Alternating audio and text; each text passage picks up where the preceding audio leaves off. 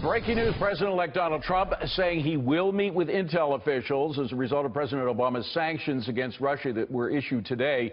As you may have seen, Obama issued an executive action ejecting 35 Russian intel operatives from the U.S. They were supposedly diplomats. Yeah, right. The president said in a statement, quote, "These actions follow repeated private and public warnings that we have issued to the Russian government and are a necessary and appropriate response to efforts to harm U.S. interests in violation of established international norms of behavior. These actions are not the sum total of our response to Russia's aggressive activities, so expect more to come."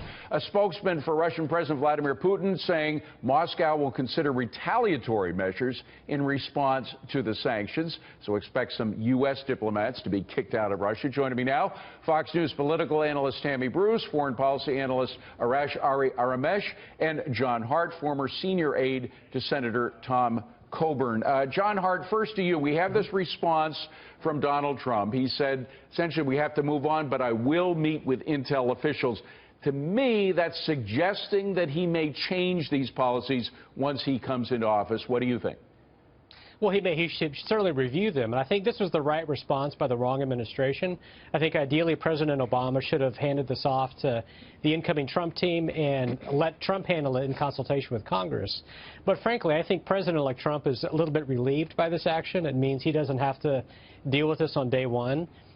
His response, of course, will be analyzed, and people will judge whether he lessens or tightens these measures. But look, I think Democrats have misplayed this. I think in many ways President Obama emboldened Putin to take these actions, and the response from people like John Podesta have played into Putin's hands by giving him the legitimacy and attention he craves. When Podesta suggested we didn't have a free and fair election, I think that's absurd to suggest that you know, Russia did not tilt the election. And of course, President Obama hasn't gone quite that far. But Tammy, where does Donald Trump take all this? He doesn't telegraph all that much from the statement that he just put out. Well, look, he's obviously assembled a very serious group of people when it comes to the nation's leadership, his cabinet, a lot of ex-generals. These are individuals who know the dangers that many of these countries pose, including Russia. I have to tell you, of course, Donald Trump's going to have to deal with this on day one. What Obama now is doing, it seems like he's trying to play catch-up. People are seeing what a man can do who's not even quite president yet when it comes to making a difference. That's a great point. I hadn't thought of it. Yeah, and the argument, too, that this is what the Russians have done has affected the very fabric of our democracy. Well, then you better do something. What we do know is that this started way back perhaps in 2012. The question becomes, why, when it comes to the spies that we've ejected and their spy headquarters, why has Obama allowed them to operate when we know that they've been in the State Department, the White House, the Office of Personnel Management, Obamacare, and now he's doing it a few days before the new year? He wants this to be dumped into Donald Trump's lap. Donald Trump will make either it harsher or he'll make adjustments that will make it make more sense. Well, Arash, I had John Bolton on a previous show today, and he was actually saying that he was surprised it was as light as it was. He thought that the United States was going to come down hard.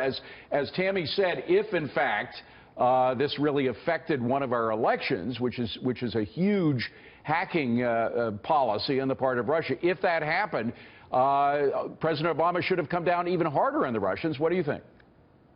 You know, with all due respect, Ambassador Bolton, he is in for a big wake-up call and a big surprise when President-elect Trump takes the oath of office in January and becomes president, because he's going to be much nicer to the Russians. President Obama did the right thing today. He went after the Russians. He expelled 35 Russian diplomats, you know, intelligent agents for that matter, and also shut down. By the way, Arash, let me just stop you for a second. If we knew that they were, one second, if we knew that they were agents before, and if we knew that these facilities that have been shut down were essentially listening posts of the Russian government, why didn't we shut them down before?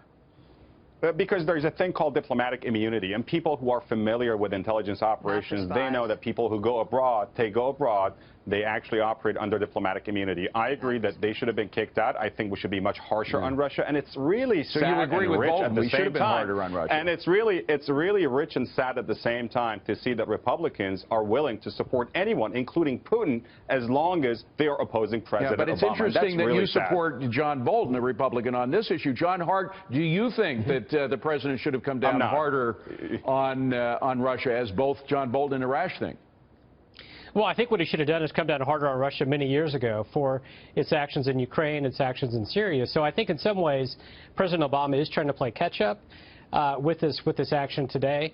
And, you know, going forward, I think President-elect Trump has to take a clear and tough stand whenever Russia tries to interfere with our election or any other activities that they're going to do in Ukraine in the future. Tammy? Yeah, look, I think that with everything that's being laid out, one thing everyone can agree on, even the liberals are afraid if everybody who's going into the cabinet are hawks. These are not individuals who are going to play patty cake with the Russians, which is what's been happening for the last 8 years. This is not just a catch-up, but it's this effort to, I think, for Mr. Obama, President Obama, to go out saying, I did do something. This is important. And I think what you're going to see with Donald Trump, just like with everything else liberals have complained about, the opposite will occur, okay, and people will be pleasantly surprised. We have Captain Chuck Nash with us.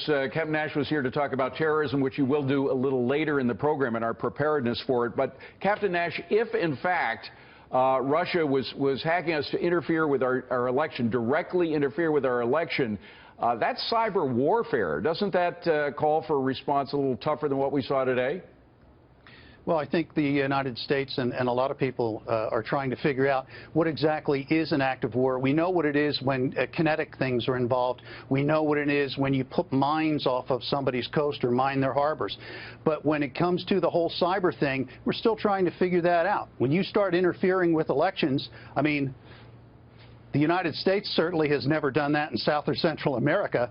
But what I'm saying is if the Russians start doing it here and they're doing it in Europe, one would have to just think that maybe this is being done quite a bit. So if we're going to start slinging kinetic stuff just because somebody is playing around in cyberspace, we've got to really think about this, because the next thing is power grids start going down, water starts getting shut off, and now all of a sudden you're talking kinetic. That's true. We're all connected in one way or another to the internet and the computer world.